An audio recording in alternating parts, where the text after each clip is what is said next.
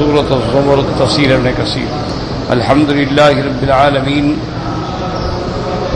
والصلاة والسلام على اشرف الانبیاء وسید المرسلین سیدنا محمد وعلى آلہ وصحابہ اجمعین. اللهم صل على سيدنا محمد وعلى آل سيدنا محمد كما صليت على إبراهيم وعلى آل إبراهيم في العالمين إنك حميد مجيد. أعوذ بالله من الشيطان الرجيم. بسم الله الرحمن الرحيم.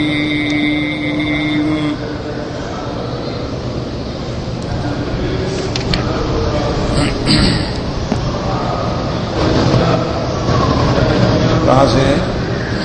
قل إني أخاف إن عصيت ربي عذاب يوم عظيم.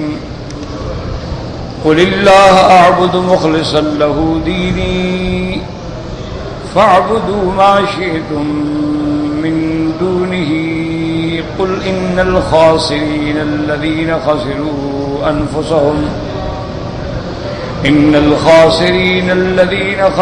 خسروا أنفسهم وأهليهم يوم القيامة ألا ذلك هو الخسران المبين. لهم من فوقهم ظلل من النار ومن تحتهم ظلل ذلك يخوف الله به عباده يا عباد فاتقون.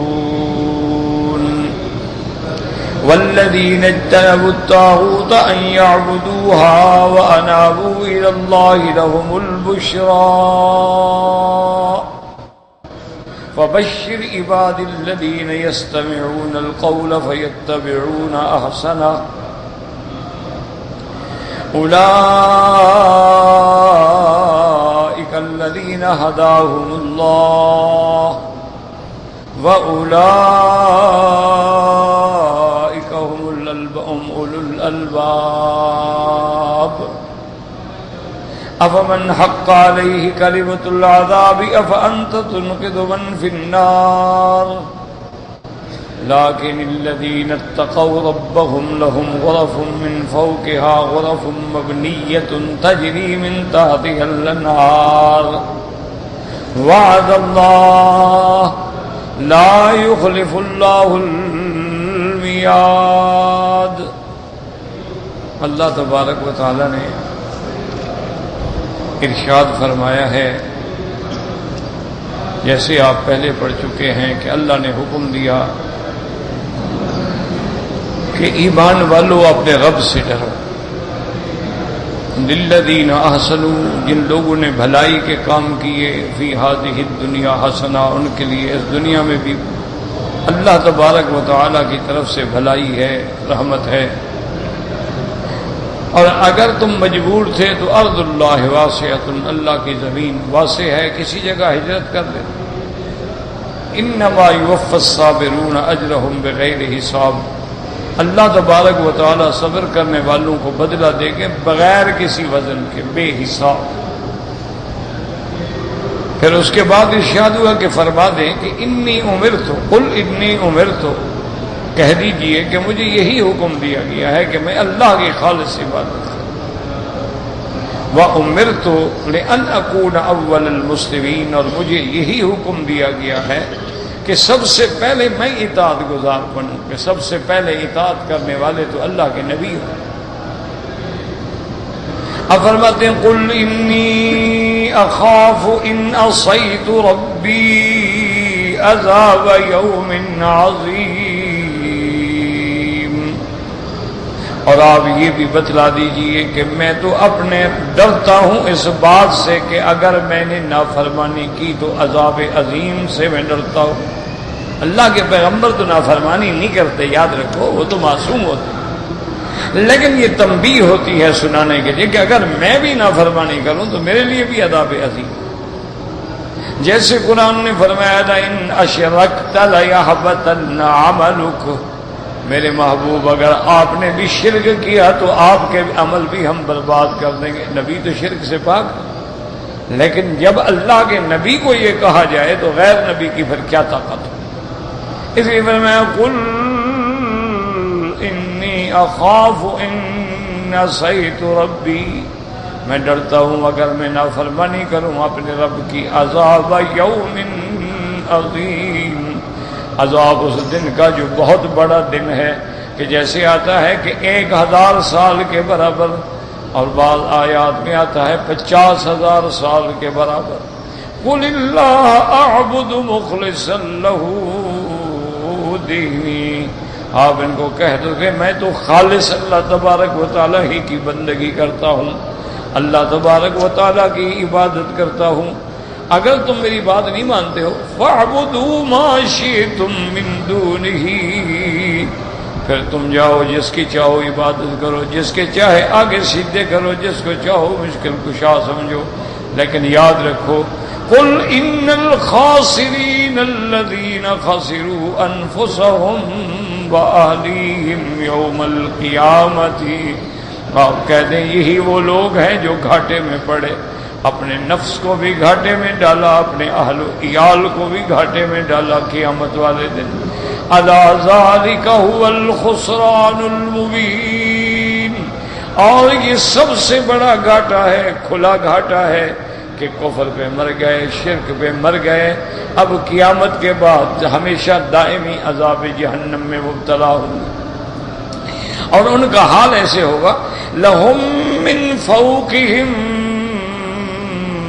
ظلل من النار ومن تحتہم ظلل، ان کے اوپر بھی بادل ہوں گے آگ کے، اور نیچے بھی گویا بادل ہوں گے آگ کے. ذالک یخوف اللہ بہ عبادہ، اللہ تبارک و تعالیٰ نے یہ جو واقعات بیان کیے ہیں، یہ جو جہنمیوں کا حال ذکر کیا ہے، اپنے بندوں کو ڈراتے ہیں کہ یا عباد فاتقون، اے میرے بندے میری پکڑ سے ڈرو، میرے عذاب سے ڈرو، میرے عقاب سے ڈرو.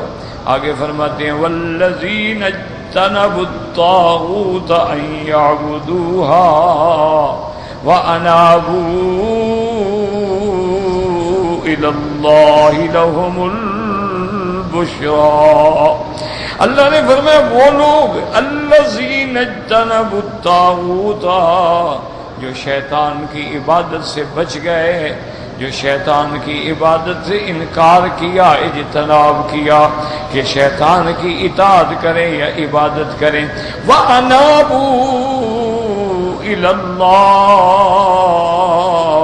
اور انہوں نے اللہ تعالیٰ کی طرف رجوع کیا.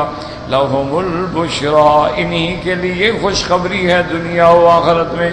فَبَشِّرْ عِبَادِ، میرے محبوب آپ میرے ان بندوں کو خوشخبری دے دیں. الَّذِينَ يَسْتَمِعُونَ الْقَوْلَ، جو سنتے ہیں بات کو، فَيَتَّبِعُونَ أَحْسَنَهُ، پھر اس کی سب سے بہتر کی پیروی کرتے ہیں. أُولَئِكَ الَّذِينَ هَدَاهُمُ اللَّهُ، یہی لوگ ہیں جن کو اللہ تبارک و تعالی نے ہدایت دی. وَأُولَئِكَ هُمُ أُولُو الْأَلْبَابِ، اور یہی لوگ ہیں جو عقل والے ہیں. اب بات سمجھیں کہ بعض علماء نے فرمایا ہے کہ جو لوگ غیر اللہ کی عبادت سے بچ گئے اور اللہ کی طرف رجوع کیا، اس کے بارے میں مفسرین نے لکھا ہے کہ زید ابن عمر ابن نفیل اور اسی طرح حضرت سلمان فارسی اور اسی طرح ورقہ ابن نوفل، یہ وہ لوگ ہیں کہ جنہوں نے اس زمانے میں، اس دور میں، جاہلیت میں بھی کبھی غیر اللہ کی عبادت نہیں کی، کبھی بتوں کی عبادت. حتیٰ کہ آپ دیکھیں کہ ورقہ ابن نوفل جو ہیں وہ آخر، وہ بتوں کو تو ویسے بھی عبادت نہیں کرتے تھے، لیکن آخر دور میں وہ دین حضرت عیسیٰ علیہ السلام پہ آئے. اسی طرح حضرت سلمان فارسی رضی اللہ تعالی عنہ وہ بھی دین عیسیٰ علیہ السلام پہ ایک راہب کی خدمت میں کافی عرصہ رہے، دین سیکھا، عبادت کی، اللہ کی عبادت کی۔ جب اس راہب کی موت کا وقت آیا تو اس نے کہا کہ اب میرا تو آخری وقت آ گیا، تم فلاں کے پاس چلے جاؤ۔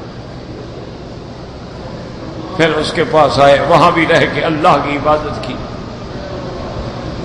اب جب اس کی موت کا وقت آیا تو آپ نے پوچھا کہ اب میں کہاں جاؤں؟ انہوں نے کہا کہ اب نجات کا ایک ہی راستہ ہے کہ ایک نبی آئیں گے جن کا نام محمد مصطفیٰ ہوگا صلی اللہ علیہ وسلم، وہ خاتم الانبیاء ہوں گے، مولد ان کا مکے میں ہوگا، مقام ہجرت مدینہ منورہ ہوگا، وہاں چلے جاؤ۔ اب اگر نجات چاہتے ہو تو ان کے دین پہ آ جاؤ۔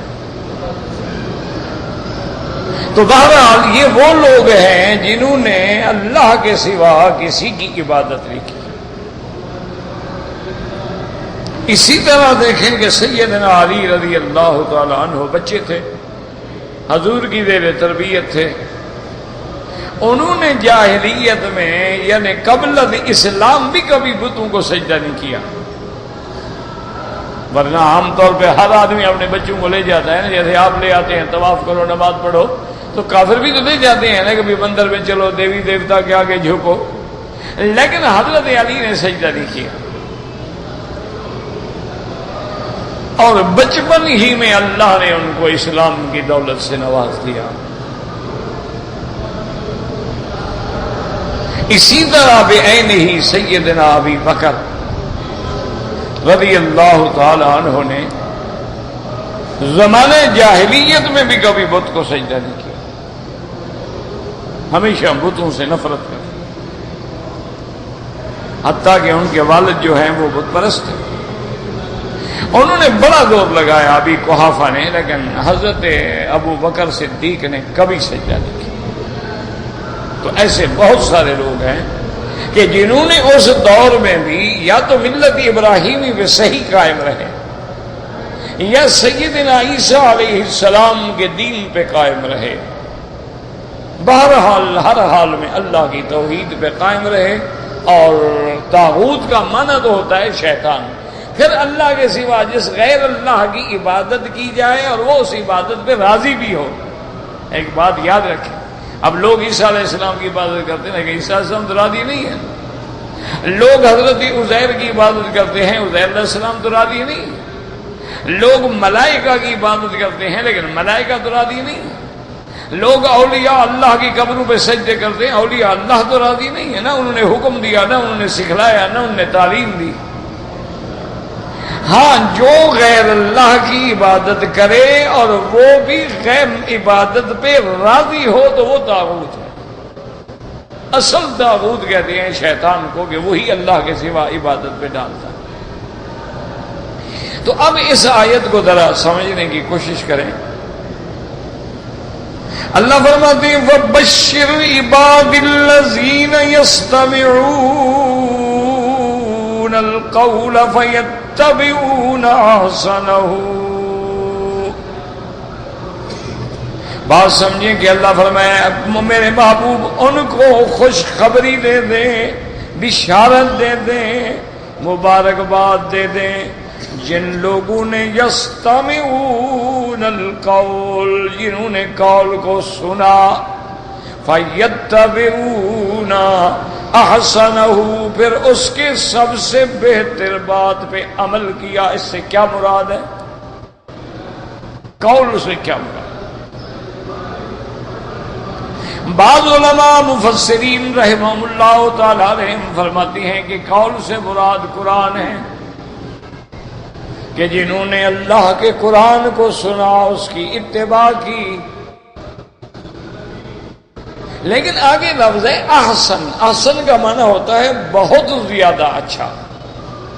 ایک آپ کہتے ہیں نا یہ بھی اچھا ہے لیکن یہ بہت زیادہ اچھا ہے، یہ بھی خوبصورت ہے لیکن یہ بہت خوبصورت ہے، یہ چیز بھی بہتر ہے لیکن جناب یہ بہت زیادہ بہتر ہے.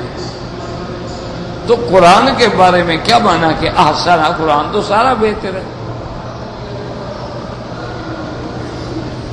اس میں کیا مانا کہ اچھا یہ بھی اچھا ہے لیکن یہ زیادہ اچھا ہے. قرآن تو سارا اچھا ہے.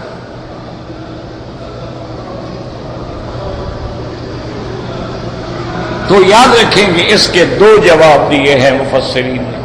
انہوں نے فرمایا الذین یستمعون القول فیتبعون احسنہ. انہوں نے کہا احسن صیغہ التفضیل ہے، یعنی کبھی کبھی یہ مبالغے کے لیے ہوتا ہے کہ جو قرآن کو سنتے ہیں اس کی پیروی کرتے ہیں، اور میرا قرآن جو ہے وہ تو سارے کا سارا احسن ہے، وہ سب کی پیروی کرتے ہیں.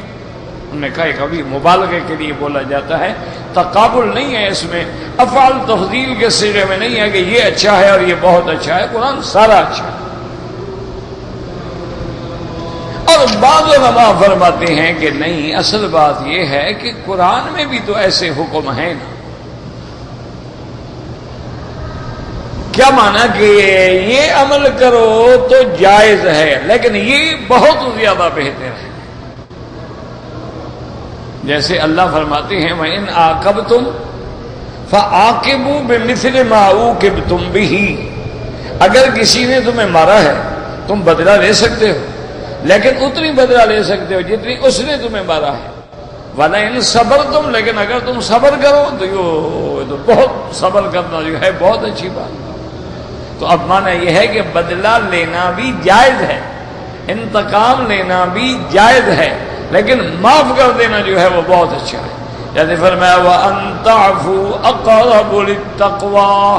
تم بدلہ لینا چاہو تو لے سکتے ہو، لیکن اگر معاف کر دو تو یہ بہت زیادہ اللہ کے تقوی، اللہ سے ڈرنے کے زیادہ قربت حاصل ہوگی. تو معنی یہ ہے. تو وہاں بھی تو اچھا اس کی دوسری مثال سمجھیں کہ ایک ہوتی ہے رخصت، ایک ہے عزیمت. کیا مانا؟ فَمَنْ كَانَ مِنْكُمْ مَرِيضًا أَوْ عَلَىٰ سَفَرٍ فَعِدَّةٌ مِّنْ أَيَّامٍ أُخَرَ. اللہ نے فرمایا اگر تم مسافر ہو، بیمار ہو، تمہارے لیے روزہ رکھ چھوڑ دینا جائز ہے، تم بعد میں رکھ لینا.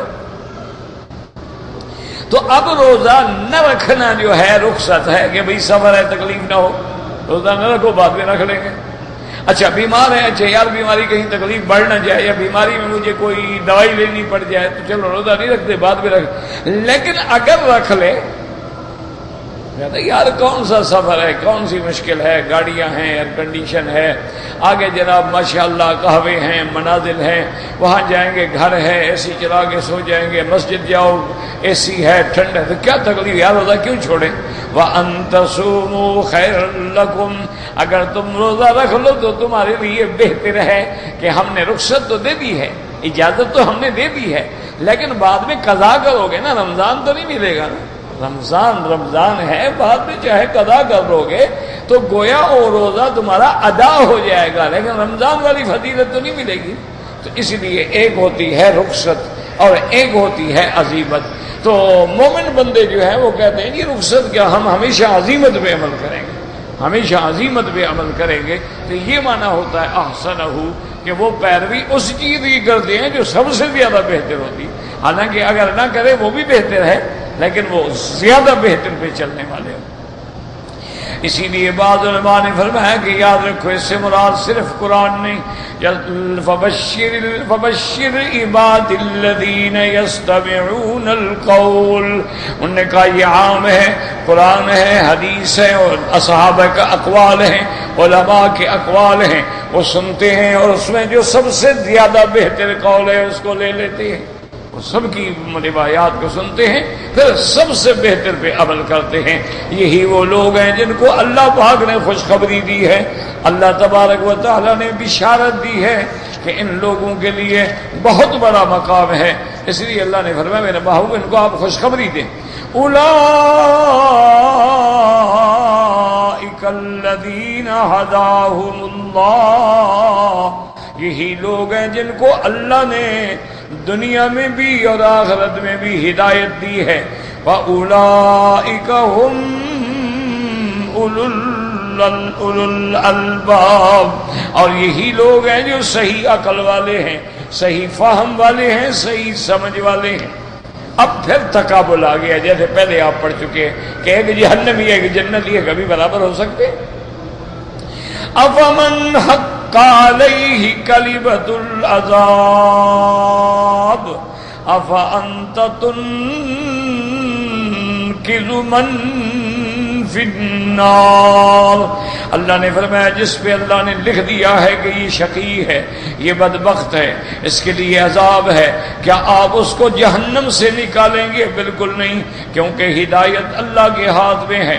من یہدہ اللہ فلا مضل لہ ومن یضللہ فلا ہادی لہ۔ اللہ جس کو چاہے ہدایت دیں، اللہ جس کو چاہے گمراہ کر دیں، آپ ہدایت نہیں دے سکتے ہیں۔ لیکن الذین اتقوا ربہم، لیکن وہ لوگ جو اپنے رب سے ڈرتے ہیں، لہم غرف من فوقہا غرف مبنیۃ، ان کے لیے جنت کے اندر اللہ تبارک و تعالی نے محل بنائے ہیں، محل پہ محل بنائے ہیں، اور ایسے محل ہیں مبنیۃ، علماء نے فرمایا ایسے نہیں کہ لکڑی وکڑی ڈال دو، بلکہ عظیم شان بنے ہوئے۔ جیسے آپ کہتے ہیں نا یہ تو جی بنا ہے، اور یہ چھوڑو جی یہ تو بیت شابی ہے، اور یہ تو جی ہے تو ایسے دیواریں کھڑی کر دی، نہیں جی یہ باقاعدہ بنایا مبنیہ ہے، مسلح ہے۔ مبنیۃ تجری من تحتها الانہار، جن کے نیچے بہتی ہیں نہریں۔ وعد اللہ لا یخلف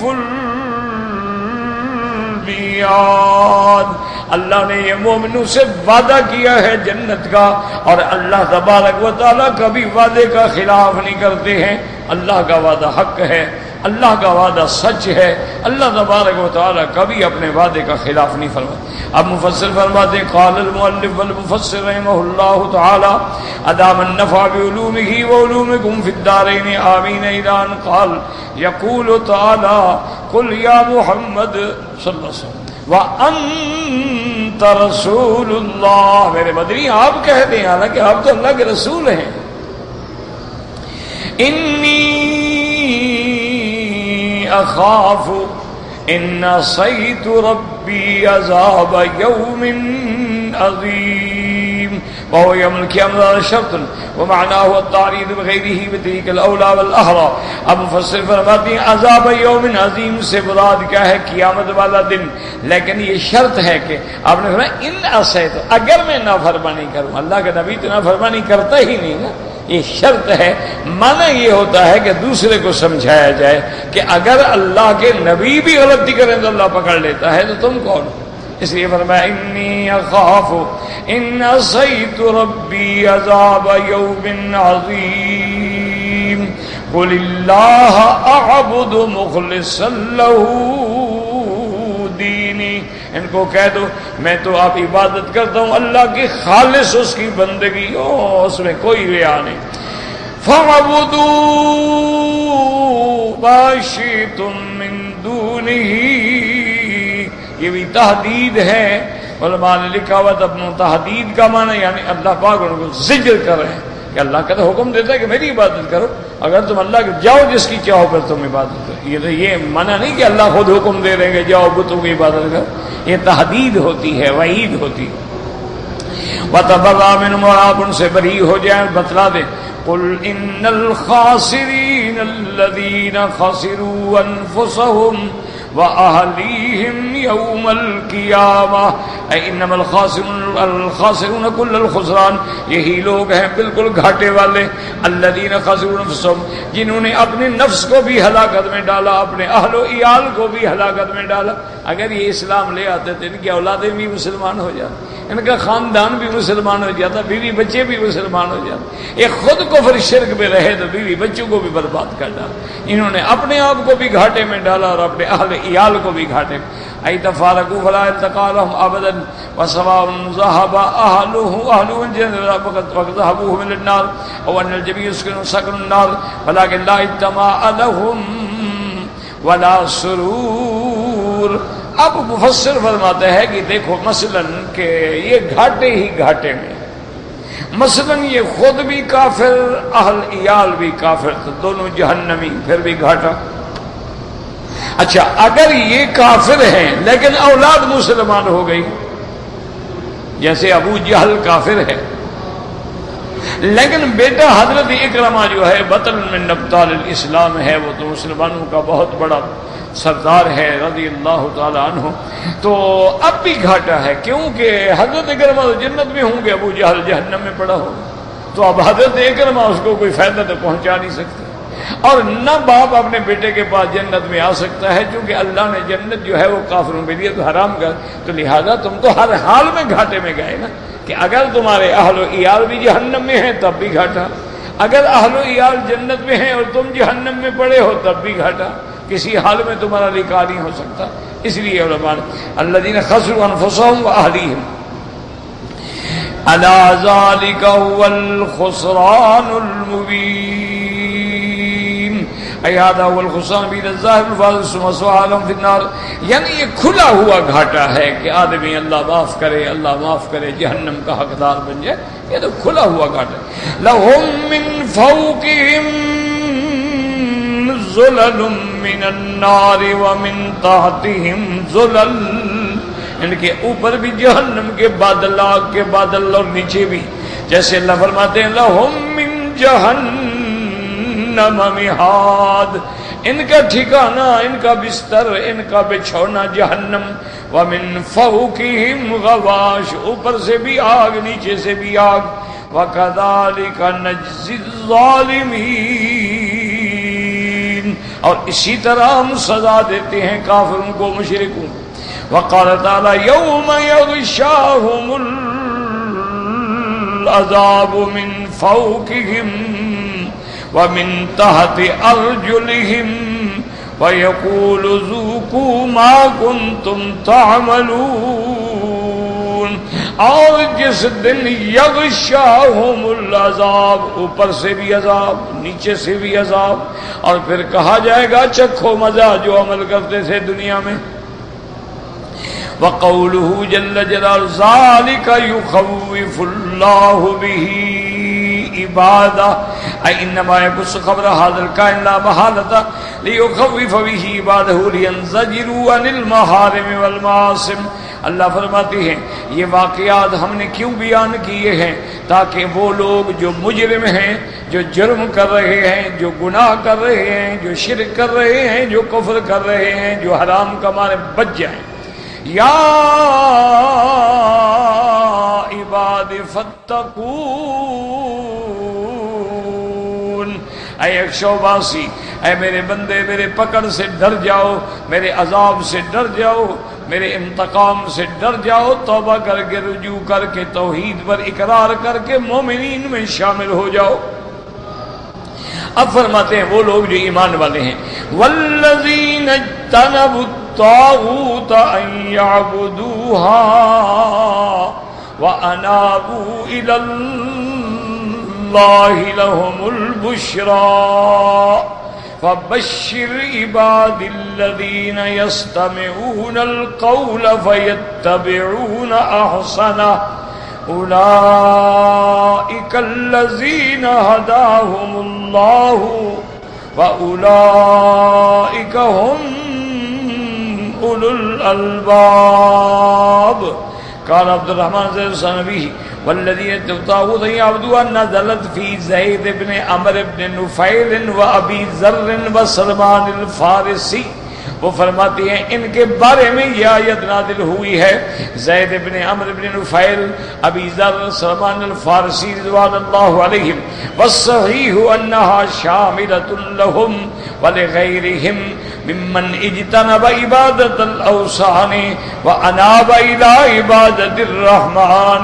اب مفسر فرماتے ہیں اصل بات یہ ہے کہ یہ آیت جو ہے جامع ہے، ہر اس بندے کو شامل ہے جس بندے نے غیر کی عبادت نہیں کی، جس بندے نے غیر کی بندگی نہیں کی اور صحیح معنوں میں اللہ تبارک و تعالیٰ کی طرف رجوع کیا ہے۔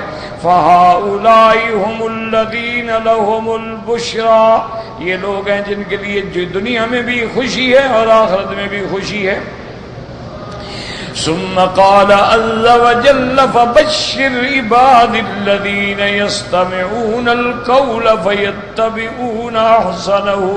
يستمعون کا معنی صرف سننا نہیں بلکہ سمجھنا بھی ہے، سنتے ہیں، سمجھتے ہیں، عمل کرتے ہیں. یفہمونہ ویعملون بما فیہ، سمجھتے ہیں پھر عمل کرتے ہیں. کقولہ تبارک و تعالی لموسیٰ علیہ السلام، جب اللہ نے حضرت موسیٰ علیہ السلام کو تورات دی تو فرمایا تھا فَخُذْهَا بِقُوَّةٍ وَأَمُرْ قَوْمَكَ يَأْخُذُوا بِأَحْسَنِهَا. موسیٰ علیہ السلام طاقت سے پکڑو میرے احکام، اور قوم کو بھی حکم دے کہ وہ اچھی باتوں کی پیروی کریں. اور تورات سب اچھی ہے، قرآن سب اچھا ہے. وَأُولَٰئِكَ الَّذِينَ هَدَاهُمُ اللَّهُ المتصفون بهذه الصفة هم الذين هداهم الله في الدنيا والآخرة. جو ان صفتوں سے متصف ہیں وہی لوگ ہیں جن کو اللہ نے ہدایت دی ہے. وَأُولَٰئِكَ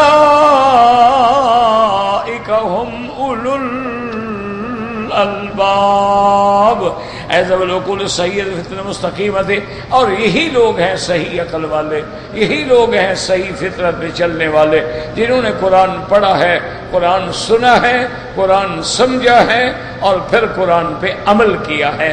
یہی کامیاب لوگ ہیں، یہی عقل والے ہیں کہ اپنے رب کو پہچانا اور اللہ کے بھیجے ہوئے پیغمبروں پہ ایمان لائے، اللہ کی اتاری ہوئی کتابوں پہ ایمان لائے، اللہ کے فرائض شرائع احکام پہ ایمان لائے. یہی کامیاب لوگ ہیں. واللہ اعلم. کہتا جی کہ میں نے کسی سے 20,000 اقامے کے لیے لیا، پتہ نہیں کیا کیا، ادھار لیا. اس بندے نے کہا کہ میں یہ پیسے جو ہیں آپ سے تھوڑے تھوڑے نہیں لوں گا، جب بھی لوں گا 20,000 پورا لوں گا، جیسے دیا ہے ویسے. اب وہ پیسے میں جمع کرتا رہا تاکہ اس کو اکٹھا کر کے دوں. تو کیا ان پہ زکوٰۃ ہوگی؟ میرا بھائی پہلی بات تو یہ سمجھو کہ مثال کے طور پر میرے گھر میں سونا بھی ہے، چاندی بھی ہے، پیسے بھی ہیں، جائیداد بھی ہے اور نقد پیسہ بھی ہے. چاہے یہ میں نے آگے قرضے دار کو دینا ہے، ابھی دیا تو نہیں ہے، ابھی تو میرے پاس ہے. ایک اصول ہے کہ آپ کے پاس پیسے ہیں، مثلا 20,000 ہے، 20,000 قرض ہے، دے دو. جب دے دیا تو اب تو نہیں ہے نا آپ کے پاس، اب کیا زکوٰۃ ہوگی؟ لیکن جب تک آپ نے نہیں دیا ہے تو آپ کے پاس ہے. جب آپ کے پاس ہے تو آپ سال میں حساب کریں گے. سال کے بعد آپ دیکھیں گے کہ میرا خرچہ، بیوی، بچے، کھانا پینا، علاج، معالجہ، کپڑا وغیرہ دینے کے بعد بچا ہے 10,000 ریال. تو 2.5% کے حساب سے آپ زکوٰۃ، بس بات ختم. جب تک وہ پیسہ، اب دیکھیں آپ نے دینا ہے 5 لاکھ قرضہ، لیکن آپ کے پاس رکھا ہوا ہے نا، آپ نے دیا تو نہیں ہے. قرضہ دینے کا معنی یہ ہوتا ہے، اسلام کہتا ہے کہ پہلے قرضہ اتارو، پہلے قرض والے کو دے دو. جب تم نے قرضے والے کو دے دیا تو تمہارے پاس تو رہا ہی نہیں نا، تو اب کس بات کی زکوٰۃ؟ لیکن اگر تم اپنے پاس رکھے ہوئے ہو زکوٰۃ دینی ہوگی.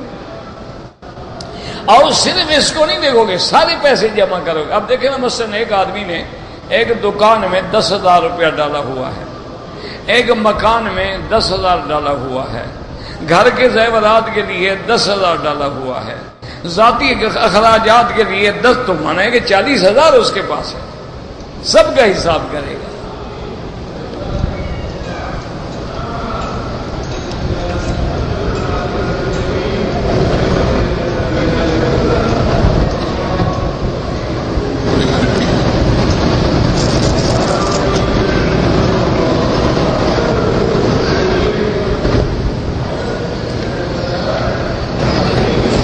کہتے ہیں جی کہ میں نے ایک ہوٹل کرائے پر لیا تھا، مالک نے چالاکی کر کے خفیہ طریقے سے دوسرے کو دے دیا،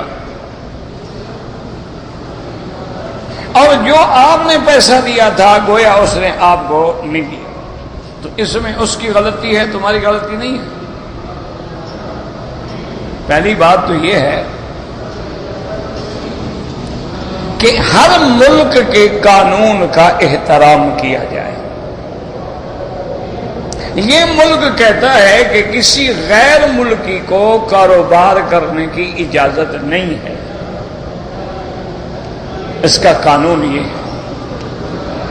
اگر آپ کسی کے نام پر کاروبار کرتے ہیں تو ان کے قانون میں یہ جرم ہے کہ اس نے پردہ ڈالا ہوا ہے، کام تمہارا ہے، نام صرف اس کا ہے،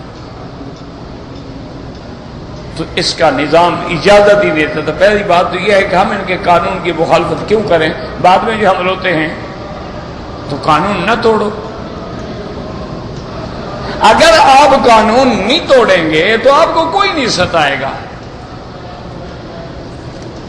اچھا، اب انہوں نے ایک اجازت دے دی ہے، چند کاروبار ہیں جیسے بلڈنگیں بنانی ہیں، ہوٹل بنانا ہے، کوئی ریسٹورنٹ کھولنے ہیں، ان کی اجازت دے دی ہے کہ تم اپنے نام سے کاروبار کرو، کسی غیر کے نام سے نہیں، اپنے نام سے کاروبار کرو، لیکن شرط یہ ہے کہ اپنے ملک سے پیسے لے آؤ اور دکھلاؤ کہ یہ جناب میں 5 ملین ریال لے آیا ہوں اور میں نے یہ ہوٹل کا کام کرنا ہے۔ وہ کہتے ہیں کرو، بسم اللہ کرو، وہ ہوٹل بھی تمہارے نام ہوگا، کام بھی تمہارے نام ہوگا، ویزے بھی تم نکالو گے، جن کو نوکری دینی ہے وہ بھی تم دو گے، حساب کرنے کے بعد ان کا جو ایک نفع کی پرسنٹیج ہے وہ ان کا ادا کرو گے، گھاٹا ہے بتا دو گے کہ گھاٹا یہ حساب ہے،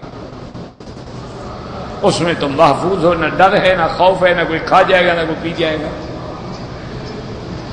تو جب ہم میرا بھائی خود غلطی کرتے ہیں تو پھر یہ انجام تو بھگتنے پڑتے ہیں نا۔ اب تم شکایت کرو تب بھی کیسے کہہ سکتے ہو کہ میں نے کاروبار کے لیے پیسہ دیا تھا؟ اگلے پوچھتے ہیں نا کہ جناب آپ کے اقامے میں تو لکھا ہوا ہے کہ آپ عامل ہیں، 800 ریال تنخواہ ہے، آپ نے 10 لاکھ کا ہوٹل کہاں سے رکھا ہوا ہے؟ آپ کے پاس یہ 50,000 کی گاڑی کہاں سے آ گئی ہے؟ آپ تو 800 روپے کی، آپ ریکارڈ کے مطابق 800 روپے کے آپ تنخواہ دار ہیں، آپ نے 20,000 کی گھڑی کہاں سے باندھی ہوئی ہے؟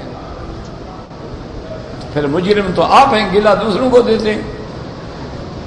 اب تو جی انا للہ پڑھ کے بیٹھ جاؤ، پر قیامت میں اللہ دیں گے، کیونکہ آپ کا حق تو آپ کا ہے۔ لیکن اگر آپ قانون پہ چلتے تو آج یہ نہ ہوتا۔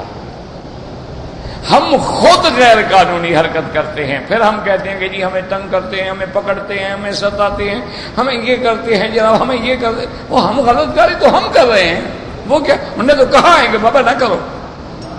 کوئی آدمی ماں سوا اپنے کفیل کے دوسرے کے پاس کام نہ کرے، نہ اجارہ ہے نہ اجازت ہے، کیوں کرتے ہو؟ اچھا بات وہ دیکھو جی، اس کے بعد اقامہ بھی تھا، پکڑ لیا، انہوں نے کہا کس وقت کہہ رہے جی 10 بجے دن کو، وہ کیا کر رہا ہے؟ 10 بجے جا رہا، انہیں ٹھیک ہے ابھی، انہوں نے پکڑ لیا، بھائی تم اگر کام والے آدمی ہو 10 بجے دن کو کیا کر رہے ہو سڑک پر؟ کہاں ہے کام تمہارا؟ چلو دکھاؤ ہمیں کام۔ اب کام تو ہے نہیں، حضرت تو آوارہ ہے نا، حضرت دلالی پہ پھر رہے ہیں۔ تو یہ ہمارے گناہ ہیں، لوگوں کے گلے میں نہ ڈالو، اپنی غلطیوں پہ نظر رکھو اور خود غلطی نہ کرو۔ انا للہ، آپ حیران ہوں گے کہ جو فلیٹ ہم کرائے پہ لیتے تھے نا 12,000 ریال پہ، آج وہ 1 لاکھ پہ بھی نہیں ملتا۔ کرایہ بڑھانے والے کون ہیں؟ ہماری برادری۔ میں نے کہا 12,000 اور رات کو پہنچ گیا، اس نے کہا حضرت نہ دینا وکیل صاحب کو، میں آپ کو 20 دیتا ہوں۔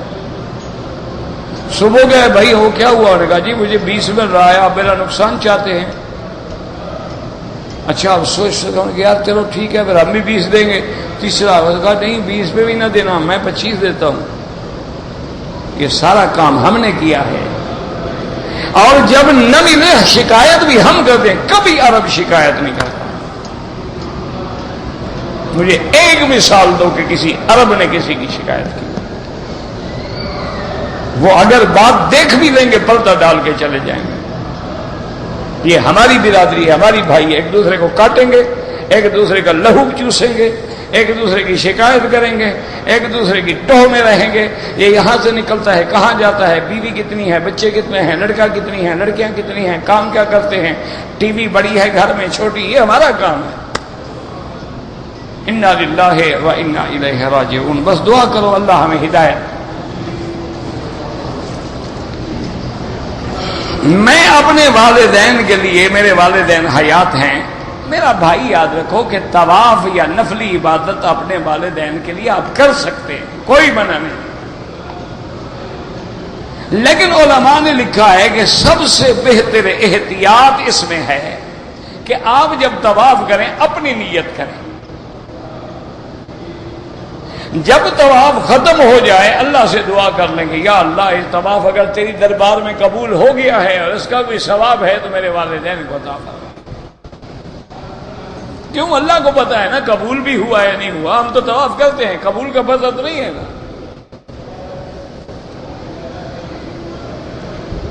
بہت سارے لوگ کہتے ہیں کہ عمرہ کرنا ہو تو گھر سے کر لو، مسجد عائشہ جانے کی ضرورت نہیں ہے، وہ بالکل غلط کہتے ہیں۔ اللہ ہدایت دے۔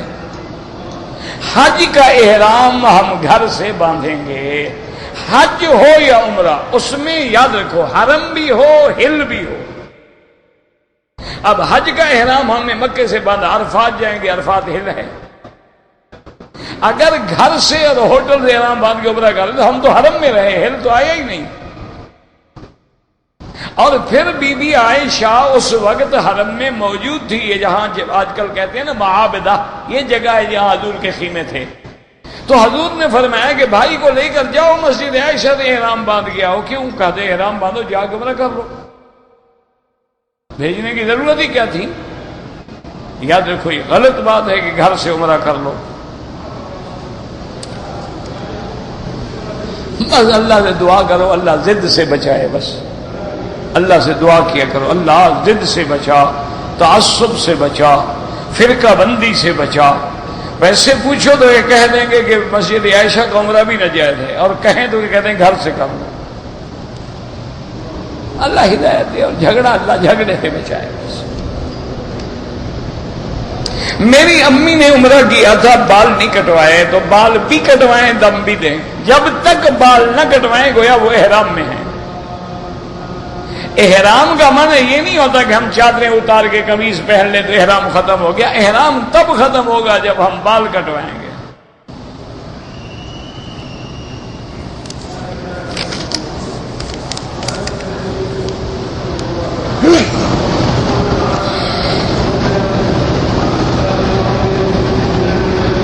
کہتے جی کہ ہم حرم میں کام کر رہے ہیں، لوگ ہمیں آ کے پیسے دے دیتے ہیں، کبھی صدقہ فطر بھی دے دیتے ہیں، کبھی زکوٰۃ بھی دیتے ہیں، کبھی صدقات بھی دیتے ہیں۔ نہیں، سیدھی بات ہے، یاد رکھو بالکل لے لیا کرو۔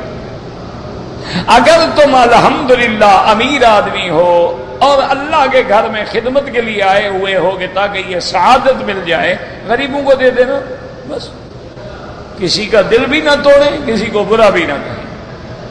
تو آپ لے لیں، اگر آپ کو اللہ نے سب کچھ دیا ہے آپ کسی دوسرے غریب ساتھی کو دے دو۔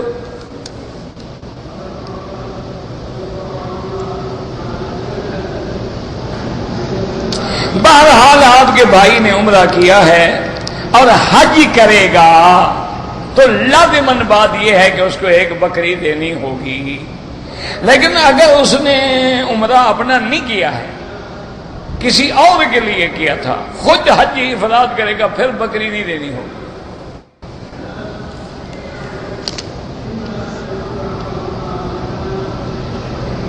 میری ہمشیرہ فوت ہو گئی، اللہ سب کی مغفرت فرمائے جو بھی فوت ہو گئے۔ بہرحال جن لوگوں نے شوال میں، ذی القعدہ میں، ذی الحجہ میں عمرہ کیا، پھر حج بھی کریں گے، تمتع ہے، ایک بکری دیں گے۔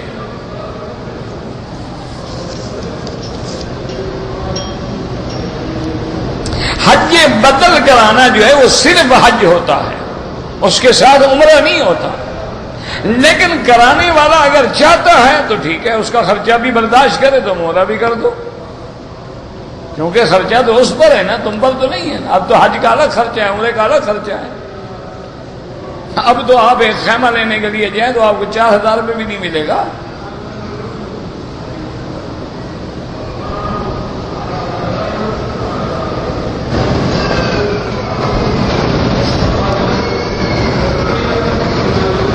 اگر میں ایک جگہ پر ملازم ہوں، میں اکاؤنٹنٹ ہوں، تو مجھے وہ 3 وقت کا کھانا جو ہے وہ مطعم کے ذمے ہے، لیکن وہاں زیادہ تر مرغی چاول ہوتی ہے جو میں نہیں کھاتا. اگر میں اپنے کھانے کے پیسے لے کر اور چیز لے لوں بالکل ٹھیک ہے. انہوں نے تمہیں کھانا دینا ہے, اب ضروری تو نہیں کہ تمہیں وہی کھاؤ جو نہیں کھانا ہے تم نے.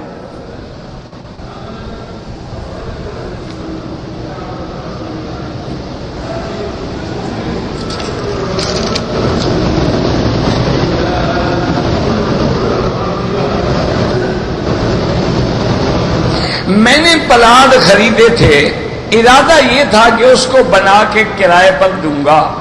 اب مجھ سے خرچہ برداشت, زکات تو دینی پڑے گی جناب, رہنے کے لیے, گھر بنانے کے لیے تو تم نے نہیں لیا تھا, کاروبار کے لیے لیا تھا کہ میں ہوٹ دکان بناؤں گا پھر کرائے پہ دوں گا, پھر یہ بالکل زکات دیں. ہر سال کی جو ویلیو ہو, یعنی پچھلے سال وہ پلاٹ 1 لاکھ کا ہے, آج 2 لاکھ کا, تو 2 لاکھ میں زکات دے دی.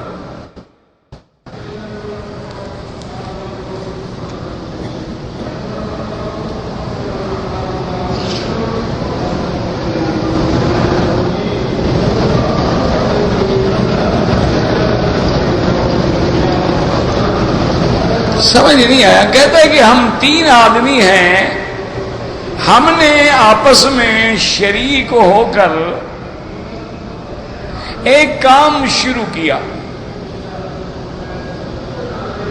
اب مشکل یہ ہو گئی ہے کہ جس کے ہاتھ میں وہ پیسہ آ گیا وہ اس نے قبضہ کر لیا, اب نہیں دیتا, بس قیامت میں دے گا اور کیا کرنا. اور کہتے ہیں جناب میرے پاس گواہ بھی نہیں ہے, ثبوت بھی نہیں. کیوں دیا تھا پھر؟ تو اللہ کا مخالفت تم نے بھی کی نا. بھئی جب اللہ تعالیٰ کا یہ حکم ہے کہ جب بھی معاملہ کرو فَلْيَكْتُبْ بَيْنَكُمْ كَاتِبٌ بِالْعَدْلِ, لازم لکھے.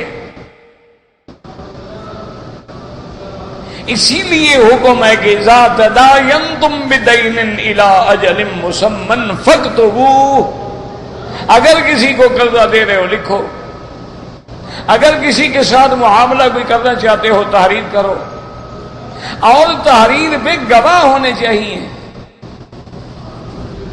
تو تم نے نہ گواہ رکھے نہ تحریر کی, تو اب ٹھیک ہے تمہاری بھی تو غلطی ہے نا.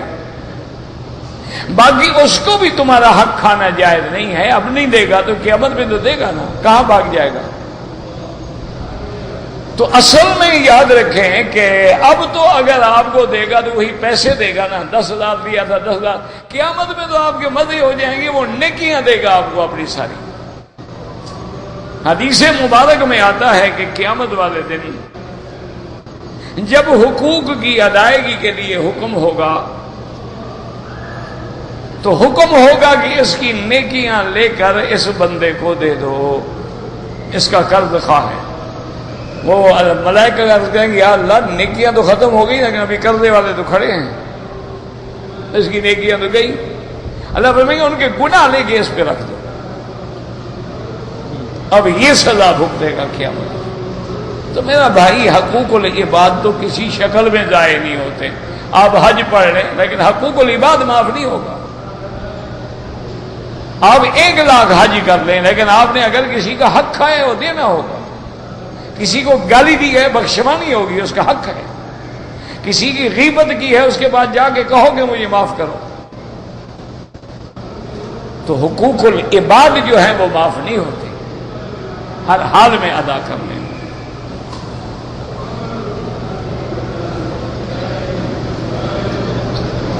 کہتے جی کہ مثلاً اگر کسی آدمی نے مکے میں رہنے والا ہے, یعنی مقیم ہے یا آگے رہ گیا, اس نے شوال میں عمرہ کیا ہے. چونکہ شوال, ذیقعد, ذی الحج یہ 3 مہینے یاد رکھو حج کے مہینے. شوال, ذیقعد, ذی الحج یہ 3 مہینے حج کے مہینے. ان میں اگر شوال میں اس مکے میں رہنے والے نے عمرہ کیا ہے, اب اس سال وہ حج نہیں کرنا چاہتا, نہ کرے. یہ تو کوئی مسئلہ نہیں کہ جو عمرہ کرے وہ حج بھی کرے, یہ تو بے وقوفوں کا مسئلہ ہے. حج اللہ نے زندگی میں 1 دفعہ فرض کیا ہے. للہ علی الناس حج البیت من استطاع الیہ سبیلا. اسی لیے جب حج فرض ہوا ایک صحابی کھڑے ہوئے, انہوں نے کہا لکل عام یا رسول اللہ, فسکت رسول اللہ. اس نے کہا حضور یہ حج ہمیں ہر سال کرنا ہوگا؟ حضور چپ ہو گئے. اس نے پھر پوچھا لِكُلِّ عَامٍ یا رسول اللہ؟ آپ چپ ہو گئے. پھر آپ ناراض ہوئے. آپ نے کہا تم نے ایسا سوال کیا ہے، لو قلت نعم، میں اگر کہہ دیتا کہ ہر سال ہے اور اللہ کو میری بات پسند آ جاتی اور فرض کر دیتا تو میری امت رول گئی، کون ہر سال حج کرے گا؟ تو زندگی میں حج ایک دفعہ فرض ہے، ایک دفعہ آپ نے کر لیا، اب آپ کی مرضی کرے کرے نہ کرے نہ کرے. یہ کیا ہے کہ عمرہ کریں گے تو حج ہو جائے گی؟ غلط بات ہے. وہ تو بعض کتابوں میں جو مسئلے آتے ہیں وہ اس لیے آتے ہیں کہ پہلے دور میں پابندی کوئی نہیں تھی، رہنے کے لیے کوئی پابندی نہیں تھی، لوگ بھی تھوڑے آتے تھے. اب اگر یہ پابندی نہ کریں انشاءاللہ تو حاجیوں کو تو آپ نہیں جانے دیں گے نا، عرفات میں تو آپ چلے جائیں گے، حاجی باہر بیٹھیں گے.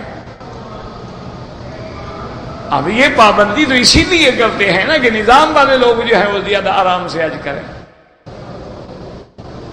تو اس دور میں یہ ہوتا تھا کہ بھئی رمضان کے بعد آ گئے، عمرہ کیا، مکے میں رہ گئے، تو وہاں علماء نے لکھا بھی چونکہ اب اشہر حج ہیں، تم نے عمرہ بھی کر لیا ہے، اب 15-20 دن مہینے کے بعد حج ہے تو حج کر لو تاکہ تمہیں وہ سعادت بھی حاصل ہو جائے. دوسری بات یہ ہے کہ حج فرض ہے جس پر طاقت ہے. تم عمرے پہ مکے آ گئے ہو تو تم نے طاقت تو ثابت کر دی نا کہ مکے آنے جانے کا خرچہ تمہارے پاس تھا، تبھی آئے ہو نا. اچھا اب مکے میں رہتے ہوئے حج کرنے پر تو 50 ریال بھی خرچ نہیں ہوتے، یعنی آپ مینا جائیں گے 5 ریال، مینا سے عرفات جائیں گے 5 ریال، عرفات سے واپس آئیں گے 10 ریال یا 15 ریال، پھر مینا سے مکہ آئیں گے 5 ریال، 50 ریال بھی نہیں لگتا. اچھا روٹی مفت مل جاتی ہے، اور اتنا کھانا ہوتا ہے جو ہمارے باپ دادے نے گھر میں کبھی نہ پکایا ہو، بادشاہ کی طرف سے، اہل خیر کی طرف سے، گورنر کی طرف سے، امراء کی طرف سے، پرنس کی طرف سے، پرنسز کی طرف سے، اور ٹرالے بھرے ہوئے ہوتے ہیں. فروٹ تقسیم ہو رہا ہے، کھانا تقسیم ہو رہا ہے، بیوریجز تقسیم ہو رہے ہیں، پانی تقسیم ہو رہا ہے، دہی تقسیم ہو رہی ہے، لسی تقسیم، کیا چیز ہے جو نہیں مل رہی ہوتی. اس لیے علماء کہتے ہیں کہ جب تم عمرے پہ آ گئے تو حج بھی کرو، لیکن اب ہمیں قانون رہنے کی اجازت نہیں دیتا تو ہمیں نہیں رہنا چاہیے. ربنا تقبل منا انك انت السميع العليم وتب علينا انك انت التواب الرحيم.